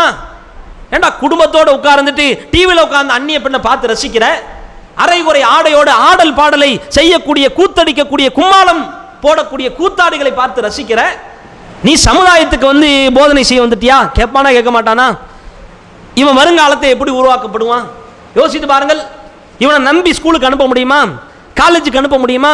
பிள்ளைகளை எப்படி வளர்த்திருக்கிறார் என்று பாருங்கள். அம்ரு இப்னு ஜம்முஹ் இதில் படிப்பனை இருக்குது. இவரை புகழ்வதற்கு அல்ல, இவருக்கு புகழாரம் சூட்டுவதற்கு அல்ல, இந்த சபை முழுக்க முழுக்க அவருடைய வாழ்க்கையிலிருந்து பெறக்கூடிய பாடங்களாக இருக்கணும். பிள்ளையை வளர்க்கக்கூடிய விஷயத்தில் அவ்வளவு கண்ணும் கருத்துமாக இருந்திருக்கிறார். தகப்பனே தவறான வழியில் செல்லும் பொழுது சிறுக்கையை எதிர்த்து நின்று பிரச்சார பீரங்களாக முழங்கியவர்கள் இந்த 3 பிள்ளைகள், அழகான பிள்ளைகள். நம்ம பிள்ளையை அப்படி சொல்ல முடியுமாங்க? இன்னைக்கு நம்ம யாராவது உத்தரவாதம் கொடுக்க முடியுமா? என் பிள்ளை நான் இருந்தாலும் செத்தாலும் என் பிள்ளை இறையச்சத்தோடு வாழ்வான், ஒழுக்கத்தோடு வாழ்வான், சாகிற வரைக்கும் சத்திய கொள்கையில இருப்பான், ஒரு வக்த கூட தொழுகையை விட்டுவிட மாட்டான், அப்படியே விட்டுவிட்டாலும் படைச்சவனத்திலே பாவ மன்னிப்பு கேட்டு மீண்டு வருவான், நியாயமாக இருப்பான், பொய் பேச மாட்டான், அவதூறு சொல்ல மாட்டான். நம்ம பிள்ளைக்கு நம்ம உத்தரவாதம் கொடுக்க முடியுமா? யோசித்து பாருங்கள். இந்த லட்சணத்தில் நாம பிள்ளைகளை உருவாக்கணும்னா நாளைக்கு நம்மள்கிட்ட நம்மையும் அறியாம தவறுகள் வரும். நம்ம ஒண்ணு மலக்குமார்கள் கிடையாது, மனிதர்களுக்கு அப்பாற்பட்டவர்கள் கிடையாது, தவறுகளுக்கு அப்பாற்பட்டவர்கள் கிடையாது, அப்பழுக்கற்றவர்கள் கிடையாது. நம்மள்கிட்டையும் பிள்ளைகள் வரும். நாளைக்கே நம்ம வீட்டுக்கு ஒரு மருமக வருவான், தவறான முறையில் பார்ப்பதற்கு தோன்றலாம், அல்லது அவர்களிடத்தில் அநியாயமான முறையில் என்ன செய்யலாம், பேசுவதற்கு வாய்ப்பு இருக்கிறது, அவர்களிடத்தில் அநீதியை கட்டவிழ்த்து விடுவதற்கு வாய்ப்பு இருக்கிறது, அல்லது அவர்களிடத்தில் என்ன செய்ய முடியும், கோபத்தை கொட்டி திருப்பதற்கு. இந்த மாதிரியான நேரத்தில் பிள்ளை வந்து தடுப்பானா? என் அத்தா என்ன செஞ்சாலும் சரியாக தான் இருக்கும், என் வாப்பா என்ன சொன்னாலும் கரெக்டாக தான் இருக்கும், இப்படின்ற மாதிரி போயிடுவான், அநீதியின் பக்கம் நிற்க ஆரம்பிச்சிருவான். நம்மள்கிட்டயே தவறு வரும்பொழுது சொல்லி காட்ட மாட்டான். அப்போ நம்ம பிள்ளைகளை உருவாக்குறதுல இந்த அம்ரு இப்னு ஜம்முஹ் இடத்துல மிகப்பெரிய ஒரு பாடம் படிப்பனை இருக்கிறது. இது முதலாவது செய்தியாக நாம் என்ன செய்யணும், புரிந்து கொள்ள வேண்டும். அடுத்தது, இவருடைய வரலாறுல மிக முக்கியத்துவம் வாய்ந்த ஒரு விஷயம், இவர் பத்ர் போருக்கு வரைக்கும் என்ன செய்யலை, இஸ்லாத்துக்கு வரல. பத்ர் போருக்கும் உஹது போருக்கும் நடுவிலே தான் இவர் இஸ்லாத்திற்கு வருகிறார். அந்த குறுகிய காலகட்டம். ஏன்னா இந்த போர்க்களத்தை ஏன் சொல்கிறோம்னா, பத்ருக்கும் உஹதுக்கும் பெரிய இடைவெளி கிடையாது. பத்ர் போர்க்களத்தில் குஃபார்கள் காஃபிர்கள் ரொம்ப கடுமையாக பாதிக்கப்பட்டுட்டாங்க. அவங்களுக்கு கோபம் தீரலை. இப்படி நேற்று முளைச்சவன் நம்மளை அழிச்சிட்டானே, நம்மளை கொண்டுட்டானே, அபூஜஹல் செத்து போயிட்டாரே, இறந்து போயிட்டாரே, நம்ம தலைவர்கள்லாம் இறந்து போயிட்டாங்களே, இப்படின்ற மாதிரியான கோபம் மக்கத்து காஃபிர்களுக்கு நிறைய இருந்துச்சு. இவங்களை ஏதாவது செஞ்சாகணும், என்னமாவது பண்ணியாகணும், இவங்களுக்கு கண்டிப்பாக இவங்களுக்கு பதிலடி கொடுத்தாகணும் அப்படின்னு சொல்லி பழி தீர்ப்பதற்காக நடத்தப்பட்ட போர் தான் உஹது போர்க்களம். இந்த உஹது போர்க்களத்தில் அல்லாஹ் மிகப்பெரிய அளவுக்கு சஹாபாக்களை சோதனை செய்தான். ஏன்னா பொதுவாகவே ஒரு வெற்றி கிடச்சிருச்சுன்னு வைங்களேன், அது மனுஷன் தலகால் தெரியாமல் ஆடுவான், ஒரு ஆணவம் பிறக்கும், ஒரு ஆட்டம் உருவாகும். அந்த மாதிரியான ஆட்டத்தை எல்லாம் அடக்கினான் அல்லாஹ் இந்த உஹது போர்க்களத்தில். ஆரம்பத்தில் மிகப்பெரிய அளவுக்கு முஸ்லீம்களுக்கு ஒரு வெற்றி மாதிரி கிடச்சிச்சு, வெற்றி மாதிரியான ஒரு சூழல் பிறந்துச்சு. டக்குன்னு சஹாபாக்கள் ஒரு 50 பேர் கொண்ட குழு அவர்களை ரசூலுல்லாஹ் ஒரு மலையின் குன்றின் மீது நிறுத்தி வச்சுட்டு போனாங்க. நிறுத்தி வச்சுட்டு போனா என்ன சொல்லிட்டு போனாங்க தெரியுமா? எந்த காலத்திலையும் நீங்கள் இறங்கி வந்துடவே கூடாது, நாங்கள் இங்கே போகிறோம், போர்க்களத்துக்கு போகிறோம், ஒருவேளை முஸ்லிம்களுக்கு வெற்றி கிடைக்கிற அளவுக்கு சூழல் மாறலாம், எதிரிகள் விரண்டு ஓடலாம். எந்த அளவுக்கு சொல்றாங்க? பின்னங்கால் பிடரியில் அடிக்கிற அளவுக்கு எதிரிகள் சிதறி ஓடுவதை நீங்கள் 50 பேர் கொண்ட குழு நீங்கள் பார்த்தாலும் என்ன செய்யக்கூடாது, இந்த மலை குன்றிலிருந்து இறங்கி வந்துடக்கூடாது. ஒருவேளை முஸ்லிம்களுக்கு பாதிப்பு ஏற்படுதுன்னு வைங்க, அப்பையும் இறங்கி வரக்கூடாது. முஸ்லிம்களை குஃபார்கள் காஃபிர்கள் கொல்லுகிறார்கள், சாகடிக்கிறாங்க, கழுத்தறுத்து சாகடிக்கிறாங்க, நீங்க கண்ணால பார்க்குறீங்க, மேல இருந்து இறங்கி வந்துடாதீங்க. முஸ்லிம்களுடைய பிணங்களை, ஜனாசாக்களை, பிணம் தின்னி கழுகுகள் சுத்தி கொத்தி தின்பதை நீங்கள் பார்த்தாலும் இந்த மலை குன்றிலிருந்து இறங்கி வந்துடாதீங்க. எவ்வளவு அழுத்தம் திருத்தமா ரசூலுல்லாஹ் சொல்லிட்டு போறாங்க பாருங்க. அப்படின்னா என்ன அர்த்தம்? இறங்கிறாதீங்கன்னு அர்த்தம். சஹாபாக்கள் அந்த 50 பேர் கொண்ட குழு அந்த மலை குன்றிலிருந்து இறங்குறதுக்கு எது காரணமா இருந்துச்சு தெரியுமா? எதிரிகள் பின்னங்கால் பிடரில் அடிக்கிற அளவுக்கு ஓடிட்டாங்க. முஸ்லிம்களுக்கு வெற்றி மாதிரியான ஒரு சூழல் பிறந்துருச்சு. இந்த நேரத்தில் கனிமத்து பொருட்களை கண்களால் பார்த்துட்டாங்க. எதிரிகளை பார்க்கல, எதிரிகள் விட்டுட்டு போனாங்க தெரியுமா? அந்த போர் செல்வங்கள்னா என்னன்னா, அது நிறைய பேர் தெரியறது கிடையாது. கனிமத்து பொருள் என்ன தெரியுமா? போர்க்களத்துக்கு வர்றவங்க எதிரிகளால் தாக்கப்பட்டு விடக்கூடாது என்று போர் கவசங்கள் அணிந்திருப்பாங்க. இது கொஞ்சம் வெயிட்டா இருக்கும், தலையில இரும்பு தொப்பி, அதே மாதிரி உடம்புல இரும்பு ஆடை, இது மாதிரியான ஆடைகள்லாம் போட்டிருப்பாங்கல்ல. இதை போட்டுட்டு ஓட முடியுமா? இதை அணிஞ்சிருக்கும் போது ஓட முடியாதுல்ல, வெயிட்டா இருக்கும். அப்போ இந்த மாதிரியான விஷயத்தெல்லாம் என்ன செஞ்சுருவாங்க, கலட்டி வீசிட்டு ஓடுவாங்க. உயிர் தப்பிச்சா போதும், நம்ம பொழைச்சா போதும்னு சொல்லி தலையில் உள்ள அந்த அந்த அந்த தொப்பி, உடம்புல இருக்கிற இரும்பாலான ஆடை, அதே மாதிரி கையில் இருக்கக்கூடிய வாள், முட்டில் போட்டிருப்பாங்க, காலில் போட்டிருப்பாங்க, இரும்பாலான ஷூ, இது மாதிரியான விஷயங்கள் இருக்கும். இது எல்லாத்தையுமே என்ன செய்வாங்க, கலட்டிட்டு போட்டால் தான் ஓட முடியும். இதுதான் கனிமத்து பொருளாக என்ன செய்யப்படும், கைப்பற்றப்படும். கனிமத்து பொருள்லாம் என்ன, இதை தெரிஞ்சு வச்சுக்கணும். நிறைய பேருக்கு கனிமத்துலாம் என்னன்னே தெரிய மாட்டேங்குது. இந்த மாதிரியான ஆடைகள், அவங்க விட்டுட்டு போன வாகனங்கள், அவங்க விட்டுட்டு போன வாள்கள், தொப்பிகள், இதையெல்லாம் எடுக்கிறது தான் என்னது, கனிமத்து பொருள். இதை பார்த்துட்டு தான் என்ன செஞ்சுட்டாங்க, அந்த 50 பேர் கொண்ட குழு மலையிலிருந்து இறங்கிட்டாங்க. இறங்கிட்டா மக்கத்து குஃபார்கள் இன்னொரு பெரும் படை என்ன செஞ்சிருச்சு, பின்னாடி வாக்க இந்த 50 பேர் கொண்ட குழுவையும் சேர்த்து அடைச்சிருச்சு. இப்போ முன்னாடியும் எதிரிகள், பின்னாடியும் எதிரிகள், நடுவில் முஸ்லிம்கள் மாட்டிக்கொண்டார்கள். வரலாறுல மிகப்பெரிய ஒரு பாடத்தை சொல்லித்தந்த போர்க்களம் இந்த உஹது போர்க்களம். 70 பேர் சஹாபாக்கள் கொல்லப்பட்டாங்க. ஆப்போசிட்லையும் 70 பேர், முஸ்லிம்களும் 70 பேர் சரமாரியாக வெட்டி சாகடிக்கப்பட்டாங்க. ரசூலுல்லாஹ்வுக்கு ரொம்ப கடுமையான வருத்தம், வேதனை. நான் சொல்லிட்டு போனேனே, சொல்லிட்டு தானே போனேன், இப்படி அநியாயமாக இறங்கிட்டீங்களே, நான் சொன்ன ஒரு கட்டளை தான், நான் சொல்லிட்டு தெளிவாக சொல்லிட்டு தானே போனேன், அழுத்தம் திருத்தமாக சொல்லிட்டு போனேனே, படித்து சொன்னேனே. ரசூலுல்லாஹ்வுக்கு அந்த வேதனை தாங்கவே முடியல. 70 பேருங்க, அந்த ஜனாசா அடக்கப்பட்ட விதம், அல்லாஹு அக்பர், குழி தோண்ட முடியல, 70 குழி தோண்டணும். ஏற்கனவே சஹாபாக்கள் பாதிக்கப்பட்டு நிற்கிறாங்க. வருத்தம், வேதனை அவருடைய உள்ளத்தை ஆட்கொண்டு விட்டது. அந்த மாதிரியான சந்தர்ப்பத்தில் 70 குழிகளை தோண்ட வேண்டிய சஹாபாக்கள் வெறும் 30-35 குழியை தான் தோன்றாங்க. ஒரு குழியில் 2 ஜனாசா. அல்லாஹு அக்பர். மிகப்பெரிய ஒரு பாடத்தை, படிப்பனையை சஹாபாக்களுடைய உள்ளத்திலே அச்சாணியாக பதிய வைத்த ஒரு போர்க்களம் உஹது போர்க்களம். இதை வாழ்நாளில் அவங்க மறந்திருக்கவே மாட்டாங்க, கடைசி வரைக்கும் ஞாபகம் வச்சிருப்பாங்க. ஏன்னா அப்படியான ஒரு போர். ஏன் தெரியுமா? கொல்லப்பட்டது 70 பேர்னா இரத்த வாரியாக எத்தனை பேர் நின்றுப்பாங்க யோசிச்சு பாருங்க. முன்னாடியும் எதிரிங்க, பின்னாடியும் எதிரி, தப்பிக்கிறதுக்கே வழி கிடையாது. ஒன்று அவர்களை வெட்டி வீழ்த்தி ஆகணும், இல்லைன்னா நம்மளை கொன்றுவான். ஒன்று அவனை சாகடிக்கணும், இல்லை நம்ம சாகணும். அந்த மாதிரியான சந்தர்ப்பம். இதை ஏன் நான் சொல்றேன் தெரியுமா? இந்த இந்த நெருக்கடியில் ஷஹீதாக்கப்பட்டவர் அம்ர் இப்னு ஜம்முஹ். 70 சஹாபாக்கள்ல ஒருவராக அம்ர் இப்னு ஜம்முஹ் இருக்கிறார். இப்போ அவருடைய வரலாறை கொஞ்சம் ஞாபகப்படுத்தி பாருங்க. கால் நடக்க இயலாதவர் அந்த போர்க்களத்தில் எவ்வளவு சித்திரவதைக்கு ஆளாக்கப்பட்டிருப்பார், எவ்வளவு கடுமையாக தாக்கப்பட்டிருப்பார். எதிரிகளை கழுத்தில் கூட வெட்ட இயலாது இவரால். தவண்டு போய் தான் போர் செஞ்சிருக்கிறார். அவருக்கு எட்டிய இடமே கால்கள், தொடைகள் தான். எவ்வளவு சித்திரவதைக்கு ஆளாக்கப்பட்டிருப்பார் யோசிச்சு பாருங்க. கிள்ளிக்கரையாக பார்த்திருப்பார்கள் எதிரிகள் கூட, ஏளனமாக நினைத்திருப்பார்கள், விமர்சித்திருப்பார்கள். இவன்ட்டெல்லாம் போர் செய்யணுமா அப்படின்னு நினைச்சிருப்பாங்கல்ல.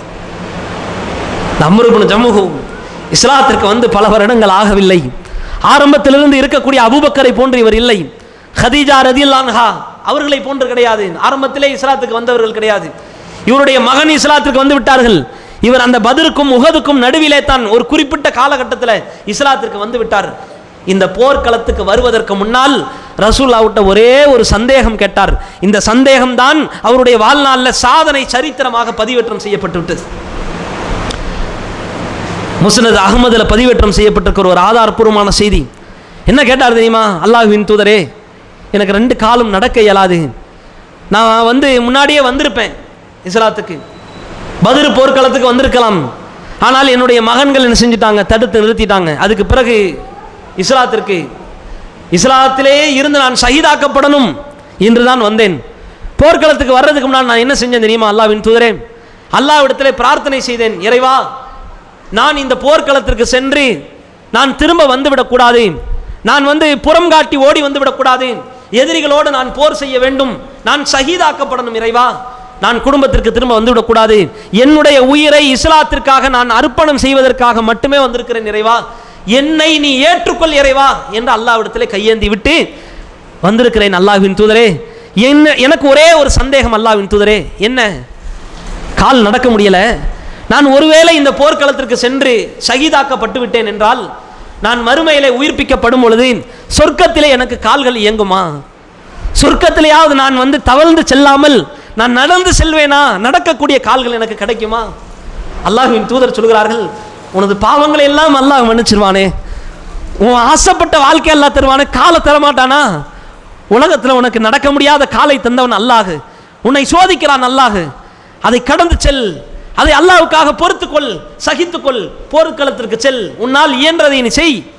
ஷஹீதாக்கப்பட்டால் உனக்கு நிச்சயமாக சொர்க்கத்திலே நடக்கக்கூடிய கால்களை அல்லாஹ் பரிசாக தருவான். ரசூலுல்லாஹ் அந்த போர்க்களம் முடிந்து விட்டு ஒவ்வொரு சடலங்களாக, ஜனாசாக்களாக மீட்டெடுக்கப்படுகிறார்கள். ஒவ்வொரு ஜனாசாக்களும் அப்படியே எடுக்கப்படுது. அம்ர் இப்னு ஜம்முஹை ரசூலுல்லாஹி ஸல்லல்லாஹு அலைஹி வஸல்லம் அவர்கள் தேடுகிறார்கள். அவரை பார்க்கிறார்கள். பலவிதமான காயங்கள், உடல் முழுக்க சிதிலமாக சிதைக்கப்பட்டிருக்கிறது, கொடூரமாக கொலை செய்யப்பட்டிருக்கிறார். ஏன்னா எதிரிகள் ஒரு அற்பமாக நினைச்சிருப்பாங்கல்ல, இவரெல்லாம் போய் சண்டை போடணுமா அப்படின்ற மாதிரி போயிருப்பாங்க. அவர் கடுமையாக சண்டையிட்டு இருக்கிறார், போர் செய்திருக்கிறார். அதனால் தான் கடுமையாக இவர் தாக்கப்பட்டிருக்கிறார். பொதுவாகவே பலவீனமான ஆட்களை பார்த்தால் நமக்கு ஒரு பரிதாபம் பிறக்கும். அவர்கிட்ட போய் பேசுவோம், நலம் விசாரிப்போம், இந்த மாதிரியான நிலை இருக்கும். முடிஞ்சா காசு கொடுப்போம். பரிதாபத்தை காட்டப்பட வேண்டிய இடத்துல இருந்த இந்த அம்ர் இப்னு ஜம்முஹ் பலவிதமான தாக்குதல் தொடுக்கப்பட்டு சாகடிக்கப்பட்டிருக்கிறார் என்றால் எதிரிகளுடைய உள்ளத்திலே துளியளவும் கருணை இல்லை, கொடூரமாக கொன்றொழிக்கப்பட்டிருக்கிறார். ரசூலுல்லாஹ் சொல்லிவிட்டு சொன்னார்கள், இன்னி அராயித்து, நான் கண்ணால் பார்க்கிறேன், அவர் சொர்க்கத்திற்கு தன்னுடைய கால்களால் நடந்து செல்கிறார். ரசூலுல்லாஹ் சொன்னார்கள். இறந்து விட்டு அந்த சடலத்தை மீட்டு விட்டு ரசூலுல்லாஹ் சொன்ன வார்த்தை. இதில் என்ன படிப்பின தெரியுமா? இது அவரை புகழ்றதுக்காக பேசலை, அவரை மெச்சுவதற்காக சொல்லலை. இந்த வரலாறு, அவர் செய்த நன்மை அவருக்கு, அவர் செய்த பாவம் அவருக்கு, அவரை அல்லாஹ் ரப்பல் ஆலமீன் சொர்க்கத்திற்கு நன்மாராயம் சொல்லப்பட்ட நிலையில உலகத்தில் அவர் ஷஹீதாக்கப்பட்டிருக்கிறார். சொர்க்கம் கன்ஃபார்ம். இதில் உள்ள பாடம் என்ன, படிப்பினை என்ன? நமக்கு சில பலகீனங்கள் இருக்குங்க. எல்லாத்தையும் எல்லாம் பலமாலாம் படைக்கல.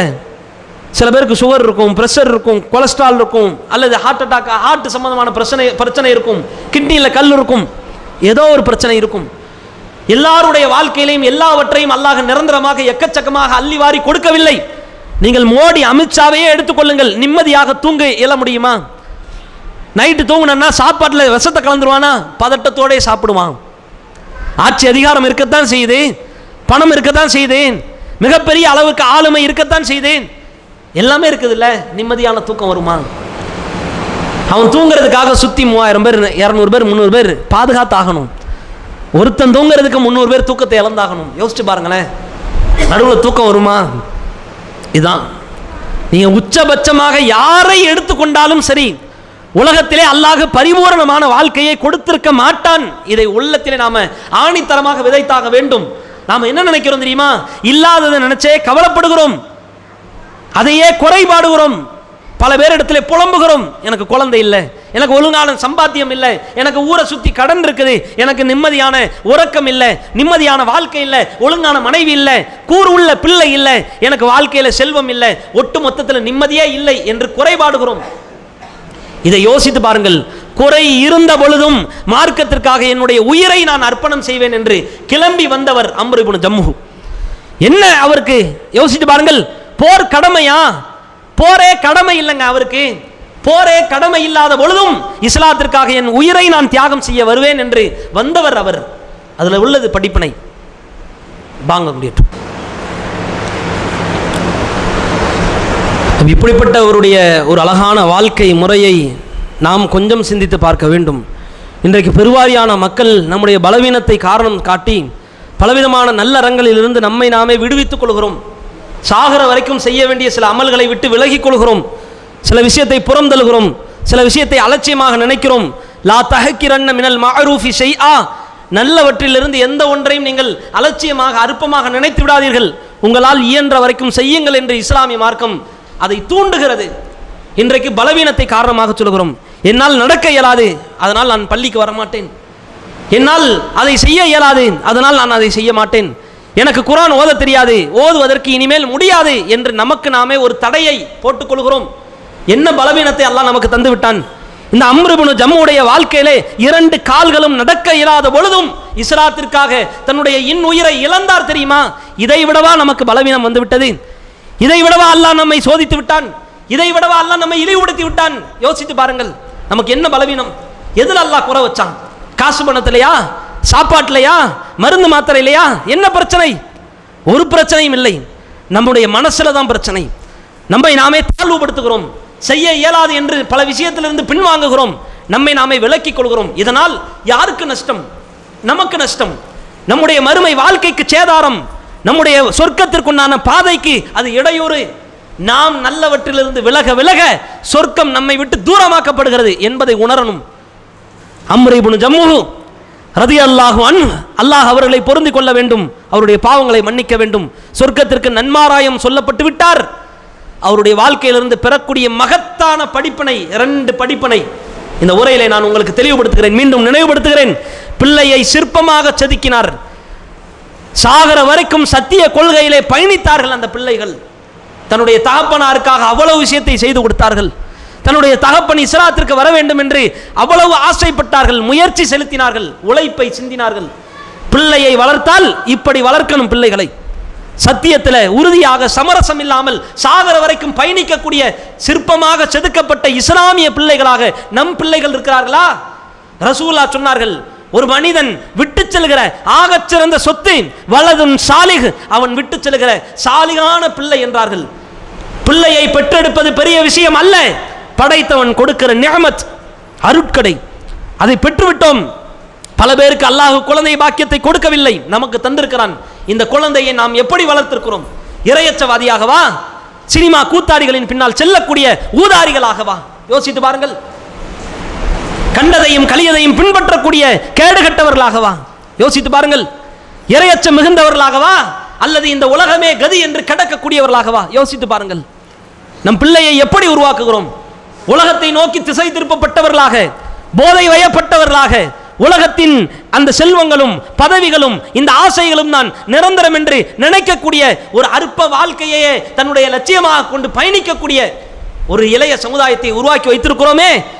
இவர்களா வலதும் சாலிஹ, இவர்களா சாலிகான பிள்ளை? யோசித்து பாருங்கள். அப்ப அல்லாஹ் ரப்பல் ஆலமீன் நமக்கு தந்திருக்கிற ஒரு மகத்தான பேரருள், நமக்கு தந்திருக்கிற பிள்ளை செல்வம், நம்மை அல்லாஹ் ரப்பல் ஆலமீன் தகப்பன் என்ற ஸ்தானத்தை தந்து சிறப்பித்திருக்கிறான் என்றால் இந்த பிள்ளைக்கு நாம விசுவாசமாக இருக்கணும், படைச்சவனுக்கு விசுவாசமாக இருக்கணும். பிள்ளையை வளர்க்கக்கூடிய விஷயத்துல அல்லாஹ் நிச்சயமாக மறுமையிலே நம்மை கேள்வி கேட்பான். அந்த கேள்வியிலிருந்து அம்ரு இப்னு ஜம்ஹு தப்பித்து விட்டார். நமக்கு அல்லாஹ் தந்திருக்கிறான்னா நிச்சயமாக அல்லாஹ் மறுமையிலே கேட்பான். இது ஒன்று. இன்னொரு படிப்பினை என்ன? தன்னுடைய பலவீனத்தை காரணம் காட்டி எந்த அமல்களை விட்டும் விலகவில்லை இந்த அம்ரு இப்னு ஜம்ஹு. போர்க்களம்ங்க, யார் போவா? இன்னைக்கு போவோமா? எனக்கு மனைவி இருக்குது, எனக்கு பிள்ளை இருக்குது, இதுவா காரணம்? யோசித்து பாருங்கள். ஒன்றும் இல்லை, நாட்டில் மிகப்பெரிய அளவுக்கு நெருக்கடி பிறக்குதுன்னு வைங்க, அல்லாஹ் பாதுகாக்கணும். ஒன்றிய அரசால் அல்லது பாஜக அரசால் அல்லது முஸ்லிம் விரோத போக்கை கையாளக்கூடிய கேடுகட்ட அயோக்கியர்களால் முஸ்லிம்களுக்கு மிகப்பெரிய அளவிற்கு ஒரு போர் செய்ய வேண்டிய நெருக்கடி வருகிறது. அல்லாஹ் பாதுகாக்கணும். வந்தால் தாக்கு பிடிக்கிற அளவுக்கு, எதிர்த்து நிற்கிற அளவுக்கு தெம்பு, திராணி, வைராக்கியம் நம்முடைய உள்ளத்தில் இருக்கிறதா? யோசித்து பாருங்கள். அல்லாஹ் ரப்பல் ஆலமீன் தன்னுடைய உடலிலே பலவீனம் இருந்தாலும் தன்னுடைய பலத்தை மட்டுமே முன்னிறுத்தி அவர் சென்றார். இதில் நமக்கு படிப்பினை இருக்கிறது. அதனால எந்த நல்ல விஷயத்திலையும் அலட்சியத்தோடு இருந்தாதீங்க. குர்ஆன் ஓத தெரியலையா, ஓதுவதற்கு முயற்சி செய்யுங்க. சாகர வரைக்கும் சாப்பிட்றோம்ல, சாகர வரைக்கும் மருந்து மாத்து போடுறோம்ல, சாகர வரைக்கும் மருத்துவம் செய்கிறோம்ல, சாகர வரைக்கும் எல்லா விஷயத்தையும் செய்யக்கூடிய நாம் சாகர வரைக்கும் மார்க்கத்தை முழு மனதாக பின்பற்றுவதற்கு என்ன முயற்சி செய்தோம்? என்னால் இயலவில்லை, என்னால் முடியவில்லை என்று பலவீனத்தை காரணம் காட்டி எந்த அமல்களை விட்டும் விலகிவிடக் கூடாது. இதில் ஆகச்சிறந்த படிப்பினை அம்ரு இப்னு ஜம்ஹு. ஏன் தெரியுமா? ரசூலுல்லாஹ்வை பார்த்தார்கள். ரசூலுல்லாஹி ஸல்லல்லாஹு அலைஹி வஸல்லம் அவர்கள் சாகர வரைக்கும் சத்தியத்தில் சரியா இருந்தாங்க. மரண படுக்கை, மரண வேதனை, மரணத்தினுடைய அந்த கடுமையான வேதனையை சுவைத்த பொழுதும் தொழுகையிலே அவர்கள் பிழை வைக்கவில்லை. தொழுகையை சரியான நேரத்தில் தொழுதார்கள். நாம் எல்லாம் கேள்விப்பட்டிருப்போம், கடைசி நேரத்தில் கெண்டை கால்கள், ரசூலுல்லாஹ்வுடைய அந்த பாதத்தில் இருக்கக்கூடிய அந்த விரல்கள் பாலைவனத்தில் அப்படியே இழுத்து செல்லப்படுதுங்க. தொழுகைக்காக சென்றார்கள் ரசூலுல்லாஹ். பலவீனத்தை காரணம் சொல்லல. பலவீனத்தை காரணம் சொல்லி தர்மத்தையோ அமல்களையோ குர்ஆன் ஓதுறதிலேயோ அல்லது கொள்கையை வெளிப்படுத்தி காட்டுறதிலேயோ எதிலையுமே நாம குறை வைத்து விடக் கூடாது என்பதை உள்ளத்திலே ஆணித்தரமாக நாம் விதைத்துக் கொள்ள வேண்டும். இந்த படிப்பினையை உள்வாங்கிக் கொண்டு செயல்படுகிற நன்மக்களாக நாம் ஒவ்வொருவரும் மாறுவோமாக. அல்லாஹ் ரப்பல் ஆலமீன் இந்த அம்ரு இப்னு ஜம்ஹு ரலியல்லாஹு அன்ஹு அவர்களுக்கு சொர்க்கத்தின் நன்மாராயம் சுப செய்தியாக சொல்லப்பட்டதை போன்று நம்முடைய வாழ்க்கையும் சொர்க்கம்தான் நம்முடைய லட்சியம் என்று, பாதை என்று, பயணம் என்று பின்பற்றி செல்கிற நன்மக்களாக நமக்கு அப்படிப்பட்ட ஒரு வாழ்க்கையை வரப்பிரசாதமாக இறைவன் தந்தருள் செய்வானாக. வாஹிரு தஅவானா அல்ஹம்துலில்லாஹி ரப்பில் ஆலமீன். ஒரே ஒரு அறிவிப்பு. நம்முடைய மஸ்ஜிதுல் மதீனா கிளையின் சார்பாக சொந்தமாக ஒரு பள்ளிவாசல் கட்டிடம் அது கட்டுமானம் செய்வதற்கு ஒரு இடத்தை வாங்குவதற்கு நாம் பல மாதங்களாக முயற்சித்து வருகிறோம். நீங்கள் எல்லாம் அறிவீர்கள், பல மாதங்கள் இங்கே இருக்கிற இளைய பட்டாளம் அதற்காக சிந்திய முயற்சிகள் எக்கச்சக்கம். அவர்கள் பார்க்காத ஆட்கள் இல்லை, கேட்காத முறைகள் இல்லை. எந்த வியூகம் அமைத்தாவது இந்த பள்ளிவாசலுக்குண்டான அஸ்திவாரத்தை, அடித்தளத்தை போட்டாக வேண்டும் என்கின்ற ஆகச்சிறந்த ஒரு நோக்கத்தோடு செயல்பட்டு வருகிறோம். இதில் கூடுதலாக உங்களுக்கு சொல்ல வேண்டிய சில ஒரு அறிவிப்புகள். மொத்தம் 35 லட்சம் தொகை அது தேவைப்பட்டது. இப்போ அல்லாஹ்வினுடைய பேரருளால், படைத்தவனுடைய பேர் உதவியால் ஒரு 20 லட்சம் வரைக்கும் நம்மளால் சேமிக்க முடிந்து விட்டது. இன்னும் 15 லட்சம் தேவைப்படுகிறது. இது பள்ளிவாசல், இது அல்லாஹ்வினுடைய ஆலயம், நாம் விட்டு செல்கிற ஆகச்சிறந்த சொத்து. நாம் இறந்த பிறகும் நமக்காக நன்மையை சேர்த்து தருகிற நன்மையின் மொத்த கேந்திரம். இதை மனதிலே ஆழமாக பதிவு வைத்துக் கொள்ளுங்கள். 15 லட்சம் தேவைப்படுகிறது. அதை 300 பங்குகளாக நாம் பிரித்திருக்கிறோம். ஒரு பங்கிற்கு 5000 ரூபாய், இவ்வளவுதான். நாம் ஃபோன் பில்லையே எடுத்து பார்த்தோம்னா அவ்வளவு சேர்த்துருப்போம், அவ்வளவு செலவழிச்சிருப்போம். ஒரு ஃபோனுக்கு மாதம் 400 500ன்னு சேர்த்து வச்சு செலவழிக்கிறத நீங்கள் கணக்கிட்டு பார்த்தீங்கன்னா எக்கச்சக்கமாக போகும். அதுபோக சாப்பிட்ற சாப்பாடு எக்கச்சக்கமாக. நன்மைக்காக நாம் ஒரு பள்ளிவாசலை, நமது ஊரில் பள்ளிவாசல் என்றால் மற்ற பள்ளிவாசல்களை போன்று கிடையாது.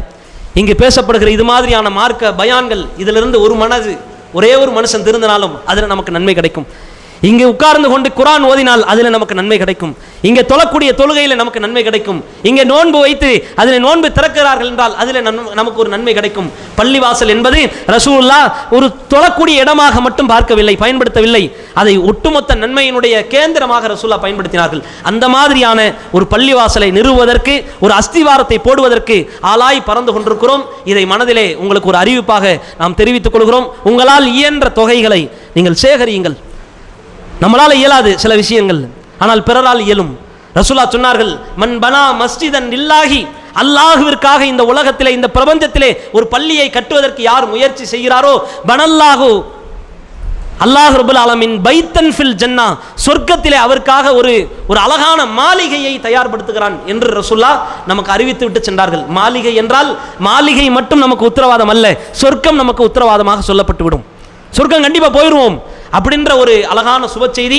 இதை உங்களுக்கு ஒரு அறிவிப்பாக தெரிவித்துக் கொள்கிறோம். இன்ஷா அல்லாஹ் வரக்கூடிய டிசம்பர் 1ஆம் தேதிக்குள்ளாக இந்த பணத்தை, இந்த 15 லட்சத்தை நாம் சேர்க்க வேண்டிய ஒரு நிர்பந்தத்திற்கு தள்ளப்பட்டிருக்கிறோம். இதை ஒரு அவசர கால அறிவிப்பாக உங்களுக்கு தெரிவித்துக் கொள்கிறோம். தயவு செய்து இந்த அறிவிப்பை உங்களுடைய பலவீனத்தை காரணம் காட்டி என்னால் இயலாது, என்னால் முடியாது என்று பின்வாங்கி விடாமல், என்னால் இயலாதவற்றையும் நான் சார்ந்திருக்கக்கூடிய மக்களிடத்தில் சேர்த்தாவது என்னால் நிறைவேற்ற முடியும் என்ற ஒரு வைராக்கிய குணத்தை உங்களுக்கு விதைக்கிறோம். இன்ஷா அல்லாஹ் இந்த டிசம்பர் 1ஆம் தேதிக்குள்ளாக இந்த பணத்தை சேமிப்பதில் உங்களுடைய முழு ஒத்துழைப்பை இறைவனுடைய திருப்திக்காக மட்டும் செலவழித்து முன்வாருங்கள். அல்லாஹ்வினுடைய திருப்பொருத்தத்தை அடைந்து கொள்வதற்கு இதை ஒரு வாய்ப்பாக உங்களுக்கு அறிவிக்கிறோம். அல்லாஹ் ரப்பல் ஆலமீன் இந்த பள்ளியினுடைய கட்டுமானத்திலே நம்முடைய வியர்வை துளிகளையும் உதிரமாக செலவழிப்பதற்கு உதவி புரிவானாக. அஸ்ஸலாமு அலைக்கும் வரஹ்மத்துல்லாஹி வபரகாத்துஹு.